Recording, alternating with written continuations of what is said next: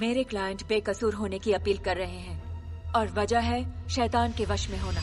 हुजूर, ये कत्ल मेरे मुवक्किल ने तो किया है, लेकिन उसने किया नहीं है, बल्कि उसके अंदर मौजूद 40 शैतानों ने ऐसा करवाया है। सिर्फ वकील ही नहीं बल्कि मुवक्किल ने भी कहा, yes my lord, the devil made me to do it. और बस यहीं से शुरू हो गया इंसान और शैतान के बीच लड़ा गया सबसे बड़ा मुकदमा।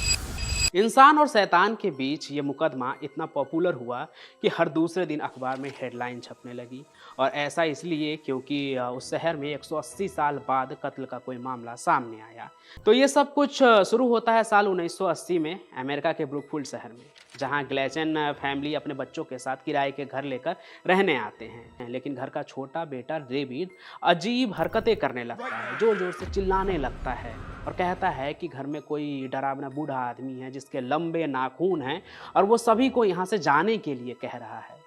लेकिन फिर एक रात डेविड जोर जोर से चिल्लाने लगा और इस बार तो वो लैटिन भाषा में भी कुछ कुछ बड़बड़ाने लगा, जिसे सुनकर घर वालों की तो होश उड़ गए, क्योंकि डेविड को ऐसी कोई भाषा तो आती नहीं थी, उसे उसकी जानकारी ही नहीं थी।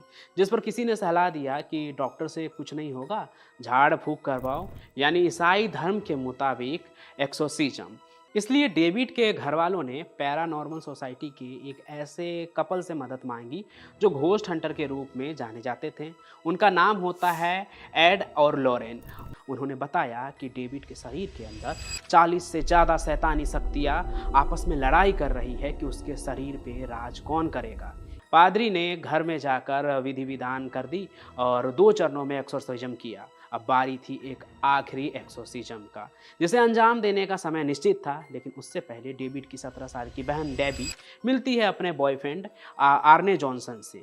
तो आर्ने जॉनसन भी डेबी के घर आया, लेकिन पादरी ने डेविड के माता पिता के अलावा किसी को भी एक्सोर्सिज्म के समय मौजूद रहने की इजाज़त नहीं दी। लेकिन डेबी का बॉयफ्रेंड आर्ने डेविड साथ रहने की जिद पर अड़ गया। जब एक्सोर्सिज्म के दौरान डेविड की हालत ख़राब होने लगी तो आर्ने से बर्दाश्त नहीं हुआ और वो बीच में ही बोल पड़ा, चीखते हुए कहने लगा कि शैतानी शक्तियाँ सुनो, इस बच्चे का शरीर छोड़ दो, अगर चाहो तो मेरे शरीर को तुम ले सकते हो। को छोड़ दो, मेरे अंदर आ जाओ। इतना होने के बाद अगले ही दिन डेविड की तबीयत ठीक होने लगती है और आर्ने की तबीयत बिगड़ने लगती है।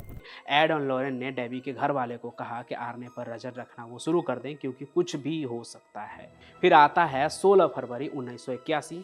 तभी आर्ने को ना जाने क्या हुआ, वो जानवर की तरह एलन के ऊपर कूदा और अपने जेब से चाकू निकाले और एक के बाद एक 5 वार करके एलन को वहीं पे खत्म कर दिया।